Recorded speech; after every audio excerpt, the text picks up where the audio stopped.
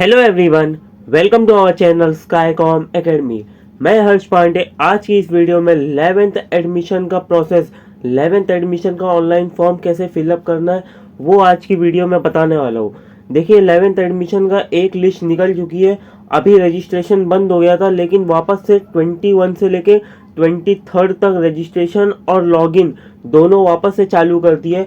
तो आज हम आपको शुरुआत से बताएंगे। फर्स्ट ऑफ ऑल रजिस्ट्रेशन करेंगे, रजिस्ट्रेशन के बाद लॉगिन करके पार्ट 1 फॉर्म फिल करेंगे। ठीक है, पार्ट 1 फॉर्म फिल करने के बाद मैं बताऊंगा आपको पार्ट 2 कैसे भरते हैं। पार्ट 2 के लिए एक अलग से वीडियो आएगी। आज के वीडियो में हम registration plus part 1 form fill up करेंगे।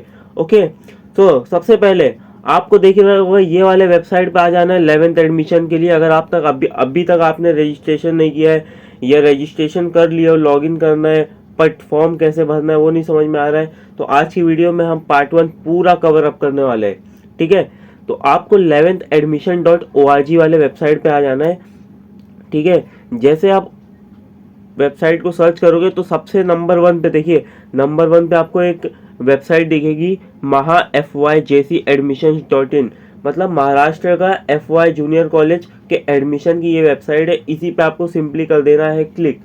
ठीक है, जैसे आप इस पे क्लिक करोगे आपके सामने ये वाला इंटरफेस आ जाएगा, जो कि रहेगा हमारा मेन इंटरफेस। ये देखिए, ये है मेन इंटरफेस। यहाँ पे देखिए नीचे हाइलाइट्स में आपके सामने नोटिसेस है, एडमिशन एप्लीकेशंस एंड शेड्यूल के। यहाँ पे बहुत सारे रूल्स एंड रेगुलेशंस है, नोटिफिकेशंस है, क्या क्या होगा।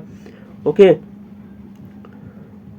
देखिए यहाँ पे लिखा है ऐसे, यहाँ पे देखिए लिखा है, ये चीज़ पढ़ लीजिए, अभी आगे काम देगा। देखिए यहाँ लिखा है SSC board marksheet and school leaving certificate is not mandatory at the time of part 1 and part 2 form filling. Okay, so HSC की अभी बोर्ड मार्कशीट और स्कूल लिविंग सर्टिफिकेट अभी के लिए मैंडेटरी नहीं है। आप अपलोड करो या ना भी अपलोड करो चल जाएगा। ठीक है, सो फर्स्ट ऑफ ऑल हम न्यू स्टूडेंट है तो हम रजिस्ट्रेशन करेंगे। देखिए रजिस्ट्रेशन में जैसे आप क्लिक करेंगे आपके सामने ये वाली साइट ओपन हो जाएगी। आपके सामने ये वाली इंटरफेस आ जाएगी, जिसमें देखिए सबसे नंबर 1 पे एप्लीकेंट्स 10th स्कूल एरिया पूछ रहा है। मीन्स 10th मतलब जो एप्लीकेंट्स है, जो आप हो, आपका स्कूल एरिया क्या था। अगर आप महाराष्ट्र स्टेट से ही पढ़ाई किए थे तो with in Maharashtra state select करना है। अगर आपने आउटसाइड महाराष्ट्र स्टेट से, मतलब महाराष्ट्र स्टेट से आउटसाइड, जैसे कि उत्तर प्रदेश या मध्य प्रदेश या जो भी आपका रहे वो यहाँ पे सिलेक्ट कर लेना है, अगर आप आउटसाइडर हो तो। ओके, अगर आप महाराष्ट्र बोर्ड से ही पढ़ाई किए हो, महाराष्ट्र स्टेट से ही, तो with in Maharashtra state select करना है। फिर आपका स्टेटस सिलेक्ट करना है, आप फ्रेशर हो, रिपीटर हो कि प्रीवियसली पास्ड हो। फ्रेशर का मतलब होता है कि आपने इसी साल 2026 में ही अपना 10th बोर्ड एग्ज़ाम पास किया है। ओके, रिपीटर का मतलब ये होता है आपने 25 में पेपर दिया था, फिर उसमें आप के मार्क्स अच्छे नहीं आए, आप फेल हो गए, तो आप रिपीट करके 2026 में एग्ज़ाम दे के पास हुए हो, तो ये हो जाते हैं रिपीटर। और प्रीवियसली पास्ट में होते हैं कि भाई आप 2025 में ही पास हो गए बट उस टाइम आपने रजिस्ट्रेशन नहीं किया था, अब आप 2026 के लिए अप्लाई कर रहे हो, सो वो प्रीवियसली पास्ट बच्चों के लिए रहता है। ठीक है, सो हम फ्रेशर है, हम फ्रेशर पे क्लिक करेंगे। फिर आपको अपनी एग्जामिनेशन बोर्ड सिलेक्ट करनी है। आप SSC के हो कि CBSE के हो कि ICSE के हो कि IB के हो कि IGSE के हो कि NIOS के हो कि एनी अदर बोर्ड के हो। सो हम महाराष्ट्र बोर्ड से, तो हम तो SSC बोर्ड के ही रहेंगे, तो SSC बोर्ड। ओके, अभी यहाँ पे आपको अपना सीट नंबर डालना है। हाँ, यहाँ पे सीट नंबर डालना है आपको, यहाँ पे आपको सीट नंबर डालना है। ये देखिए यहाँ पे अब आपको सीट नंबर पुट करना है और यहाँ पे मंथ ऑफ एग्जामिनेशन को सिलेक्ट करना है। आपने कब एग्जामिनेशन दिया है, मई में कि जून में कि अक्टूबर में, जब जब एग्जामिनेशन होता है वहाँ पे 3 साइट आपके सामने आ जाएगी। तो आपको यहाँ पे अपना मंथ ऑफ एग्जामिनेशन सिलेक्ट कर लेना है। ईयर ऑफ एग्जामिनेशन अपने आप साइट सिलेक्ट हो जाएगा 2026, अगर आपने फ्रेशर वहाँ पे सिलेक्ट करके रखा होगा तो। अगर रिपीटर या प्रीवियसली पास्ट सिलेक्ट किए होंगे तो आपको यहाँ पे अपना ईयर ऑफ एग्जामिनेशन चूज करना पड़ेगा। ओके, देन आपको क्या करना है, आपके सामने यहाँ पे देखेंगे आप, आपके सामने जब आप सीट नंबर और मदर्स नेम डालोगे ना तो यहाँ पे वेरीफाई नंबर का ऑप्शन आएगा। जैसे आप इस पर क्लिक करोगे ना वेरीफाई नंबर पे, आपके सामने देखिए क्या आएगा, आपके सामने ये वाली डिटेल्स आएगी। जैसे आप अपना सीट नंबर और मम्मी का नाम डालते हो, सो आपके सामने ये वाली डिटेल्स आएगी, ये वाली। इसमें आपका एप्लीकेंट का नाम रहेगा और आपकी मम्मी का नाम रहेगा, ठीक है। सो अगर आपका ही है, आपका नाम आ रहा है करेक्टली, तो यहाँ पे ये जो यस करेक्ट है ना, इस पर आपको कर देना है सिंपली क्लिक।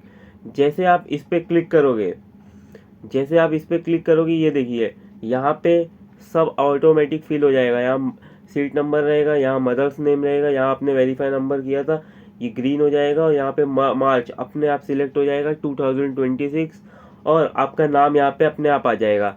अब आपको ईमेल आईडी डालना है तो ईमेल आईडी डालिए, नहीं डालना है तो छोड़ दीजिए, बिकॉज मैंडेटरी नहीं है। बट मोबाइल नंबर मैंडेटरी, आपको मोबाइल नंबर पुट करना पड़ेगा। देन सिक्योरिटी क्वेश्चन पूछा है, ये भी मैंडेटरी है, तो इसमें बहुत सारे क्वेश्चंस रहेगा, उनमें से आप एक सिलेक्ट करके उसका आंसर यहाँ पे लिख सकते हो। ओके, देन अपना पासवर्ड सेट कर लीजिए, जो भी पासवर्ड आपको सेट करना है वही पासवर्ड सेम यहाँ कंफर्म पासवर्ड पे डाल दीजिए। देन कैप्चा भर के, यहाँ पे कैप्चा भरने के बाद आपको सिंपली कर देना है रजिस्टर पे क्लिक। ओके, जैसे आप रजिस्टर पे क्लिक करेंगे, देन आपके सामने देखिए ये वाली साइट खुल जाएगी। ये वाली साइट में यहाँ पे आपका डियर, यहाँ पे आपका नाम, you have registered successfully your application form number / login ID.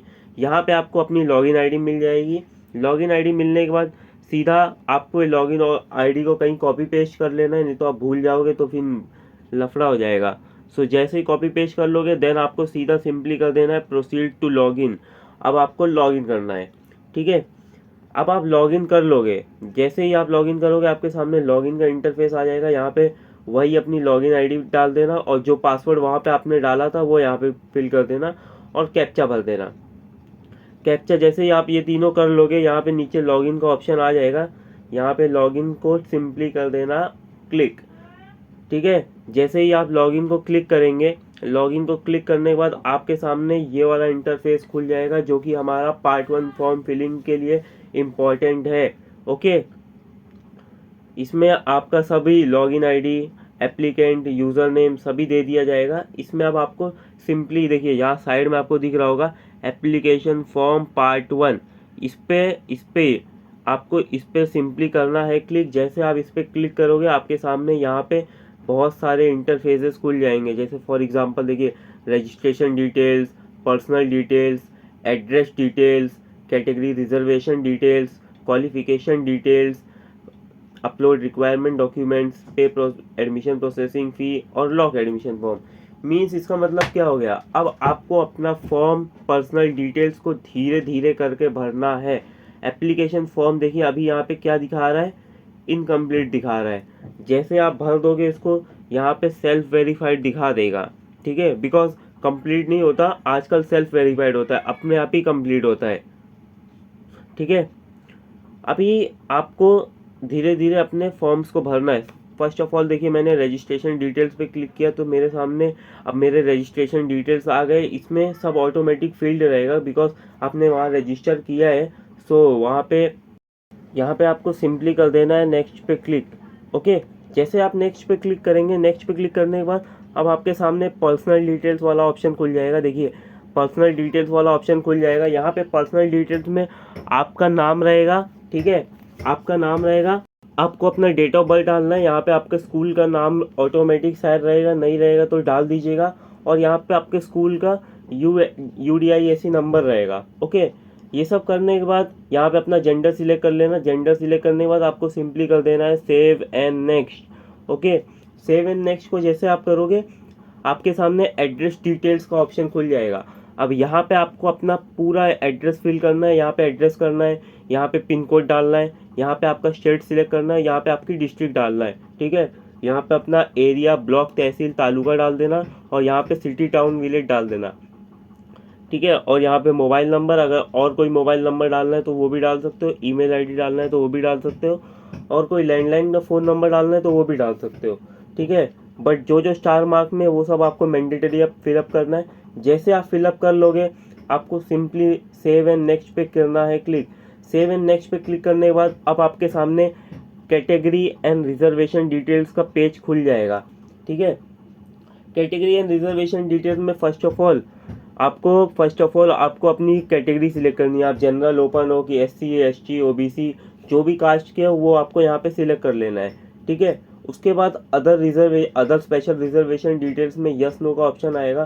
सो आपको क्वेश्चंस को ध्यान से पढ़ना है, और या तो अगर आप यस हो तो यस पे क्लिक करना, नो हो तो नो पे क्लिक करना, ओके, ठीक है। फिर यहाँ पे ये जी तक क्वेश्चन है, आपको यस नो करना है, इसमें जो भी आपसे मैच हो वो कर लीजिएगा। हाँ, उसके बाद माइनॉरिटी कोटा एडमिशन पूछा है। माइनॉरिटी कोटा एडमिशन में क्या करना है, देखिए, अगर आपको माइनॉरिटी में एडमिशन लेना है, मीन्स कोई कॉलेज है जो माइनॉरिटी एडमिशन ले रहा है और आपको उसी कॉलेज में जाना है माइनॉरिटी के थ्रू, तो आपको यहाँ पे सिंपली करना है यस, अगर नहीं जाना है तो no, okay. In house quota admission means जैसे आपने कोई स्कूल से पढ़ाई की, उसी स्कूल में कॉलेज भी अटैच है, आगे डिग्री करने के लिए या आगे FYJC में जाने के लिए उसमें कॉलेज भी अटैच है और आपको इन हाउस एडमिशन लेना है, तो आप यहाँ पे सिंपली यस कर दीजिए। अगर आपको कोई दूसरे कॉलेज जाना है, अपने स्कूल से निकल के कोई दूसरे कॉलेज जाना है, देन इन हाउस कोटा को नो कर देना, ओके। ये सभी करने के बाद आपको सिंपली फिर से सेव एंड नेक्स्ट बटन को कर देना है क्लिक। जैसे आप क्लिक करेंगे, अब आपके सामने क्वालिफिकेशन डिटेल्स पूछ लेगा कि आपका 10th में मार्क्स कितना था, तो ये सब ऑटोमेटिक फील्ड रहेगा, सब ऑटोमेटिक फील्ड रहेगा, आपको इसमें कुछ फिलअप नहीं करना है, आपको सब ऑटोमेटिक फील्ड रहेगा। सिंपली सिर्फ आपको सेव एंड नेक्स्ट ऑप्शन पे कर देना है क्लिक।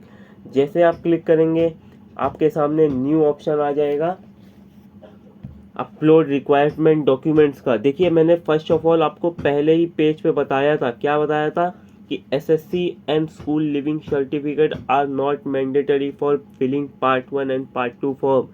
सो यहाँ पे कोई भी मैंडेटरी का ऑप्शन नहीं है। सो अगर आपको अपलोड करना है तो चूज फाइल पे क्लिक करके अपलोड करो, अगर आपको अपलोड नहीं करना है तो अभी अपलोड मत करो, बाद में अपलोड कर देना जैसे आपकी मार्कशीट और स्कूल लिविंग सर्टिफिकेट आपके हाथ में आ जाए, ठीक है। तो जनरल वालों को स्कूल लिविंग सर्टिफिकेट और 10th मार्कशीट ये पूछता है, और undertaking of student document submission ये पूछता है, ठीक है। सो इसमें अगर आप डाउनलोड सैंपल फॉर्मेट पे अगर आप क्लिक करोगे ना, इस पे डाउनलोड सैंपल फॉर्मेट पे, तो आपके सामने ये वाला पेज खुल जाएगा जहाँ पे आपके सामने पूरा सैंपल फॉर्मेट दिखा देगा अंडरटेकिंग फॉर्म का, ठीक है। ये आपको फिलअप करना रहेगा, फिलअप करके यहाँ पे अपलोड करना रहेगा, ओके। देन आपको यहाँ पे अगर कुछ अपलोड नहीं करना है तो सीधा सेव एंड नेक्स्ट को पे क्लिक कर दीजिए। सेव एंड नेक्स्ट पे क्लिक करोगे तो सीधा फाइनल पे एडमिशन प्रोसेसिंग फ़ी आ जाएगा। इसमें आपको 100 रुपीज़ चार्ज है, 100 रुपीज़ आपको भरना पड़ता है आपके प्रोसेसिंग फ़ीस के लिए, एडमिशन के लिए। सो सिंपली आपको यहाँ पे प्रोसीड टू पे एडमिशन फ़ीस पे क्लिक करना है, बिकॉज कैश का कोई ऑप्शन नहीं है, सिर्फ आपको online credit card, debit card, internet banking और UPI से ही होगा। तो प्रोसीड टू पे एडमिशन प्रोसेसिंग फ़ी पे क्लिक करोगे तो आपके सामने ट्रांजैक्शन डिटेल्स खुल जाएगा, सीधा सिंपली आपको पे पे क्लिक करना है। पे पे क्लिक करने के बाद अब आपके सामने ये वाला इंटरफेस आ जाएगा, ठीक है, पेमेंट मोड में। इसमें अगर आपको QR से करना है तो यहाँ शो QR करके QR कोड दिख जाएगा, आपको वहाँ स्कैन करके पेमेंट कर दीजिए, नहीं तो यहाँ पे कार्ड्स का ऑप्शन है, या आपको नेट बैंकिंग करनी है तो नेट बैंकिंग के भी ऑप्शंस है, ठीक है। तो इस तरीके से आप पेमेंट कर सकते हो।